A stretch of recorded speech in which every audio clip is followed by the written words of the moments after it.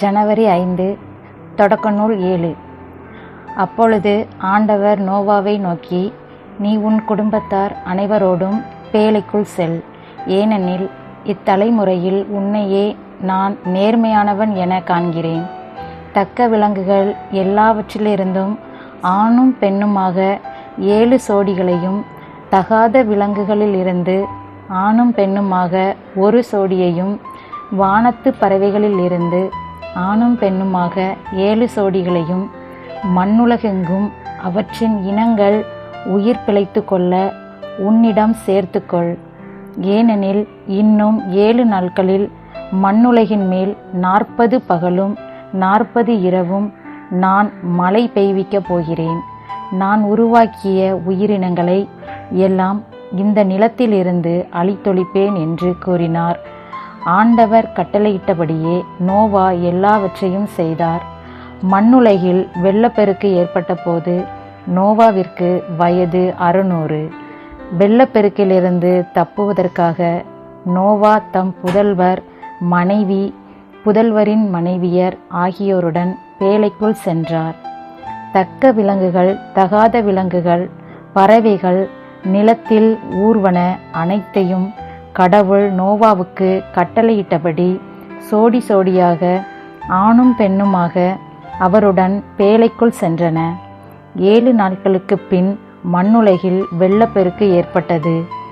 நோவாவிற்கு 600 வயது நடக்கும்போது ஆண்டின் 2ஆம் மாதத்தில் 17ஆம் நாளன்று பேராளத்தின் ஊற்றுகள் எல்லாம் பீரிட்டு எழுந்தன. வானங்களின் மதகுகள் திறக்கப்பட்டன. 40 பகலும் 40 இரவும் மண்ணுலகில் பெருமழை பெய்தது. நோவா தம் புதல்வர் சேம், காம், எப்பேத்து, தம் மனைவி, தம் புதல்வர், மூவரின் மனைவியர் ஆகியோருடன் அன்றே பேழைக்குள் நுழைந்தார். அவர்களும் அவர்களுடன் எல்லா வகை காட்டு விலங்குகளும், கால்நடைகளும், நிலத்தில் ஊர்வனவும், பறவைகளும், இறக்கையுடைய யாவும், உயிருள்ள அனைத்தும் சோடி சோடியாக நோவாவுடன் பேழைக்குள் சென்றன. கடவுள் அவருக்கு கட்டளையிட்டபடி உள்ளே சென்றவை எல்லாம் ஒவ்வொரு உயிரினத்திலும் ஆணும் பெண்ணுமாக உள்ளே சென்றன. அதன்பின் ஆண்டவர் அவரை உள்ளே விட்டு கதவை மூடினார். 40 நாட்களாக பெருவெள்ளம் மண்ணுலகில் வந்து கொண்டிருந்தது. வெள்ளம் பெருக்கெடுத்து பேழையை தூக்க அது நிலத்தில் இருந்து உயர்ந்து எழுந்தது. மண்ணுலகின் மேல் வெள்ளம் பாய்ந்து மிகுதியாக பெருக்கெடுக்க பேழை நீரின் மேல் மிதந்தது. மண்ணுலகில் வெள்ளம் பாய்ந்து பெருக பெருக வானத்தின் கீழ் எங்கும் இருந்த உயர்ந்த மலைகள் எல்லாம் நீரில் மூழ்கின. மூழ்கிய மலைகளுக்கு மேல் நீர்மட்டம் 15 முழம் உயர்ந்திருந்தது. நிலத்தில் ஊர்வன பறவைகள், கால்நடைகள், காட்டு விலங்குகள், நிலத்தில் தவழ்வன, மனிதர் அனைவர் உட்பட சதையுள்ள உயிரினங்கள் எல்லாம் மாண்டன. தரையில் வாழ்ந்தவற்றுள் நாசியால் மூச்சுவிடும் அனைத்தும் செத்து போயின. மனிதர் முதல் விலங்குகள், ஊர்வன, வானத்து பறவைகள், ஈராக மண்ணில் உயிர் வாழ்ந்த அனைத்தும் அழிந்தன. அவை மண்ணுலகில் இராதபடி ஒழிக்கப்பட்டன. நோவாவும் அவருடன் பேழையில் இருந்தவர்களுமே எஞ்சியிருந்தார்கள். 150 நாட்களாக மண்ணுலகில் வெள்ளம் பாய்ந்து பெருகிற்று. தொடக்க நூல் 8. கடவுள் நோவாவையும் அவருடன் பேழைக்குள் இருந்த எல்லா காட்டு விலங்குகள், வீட்டு விலங்குகள் அனைத்தையும் நினைவு கூர்ந்தார். ஆகவே மண்ணுலகின் மீது அவர் காற்று வீச செய்தார். வெள்ளம் தணிய தொடங்கியது. பேராளத்தின் ஊற்றுகளும் வானங்களின் மதகுகளும் மூடப்பட்டன. வானத்திலிருந்து மழை பெய்வது நின்றது. மண்ணுலகில் வெள்ளம் வற்றி குறைந்து கொண்டே வந்து 150ஆம் நாள் முடிவில் வெள்ளம் வடிந்தது. 7ஆம் மாதத்தில் 17ஆம் நாளன்று அராரத்து மலைத்தொடர் மேல் பேழை தங்கியது. 10ஆம் மாதம் வரை வெள்ளம் குறைந்து கொண்டே வந்தது. 10ஆம் மாதத்தின் முதல் நாளில் மலை உச்சிகள் தெரிந்தன.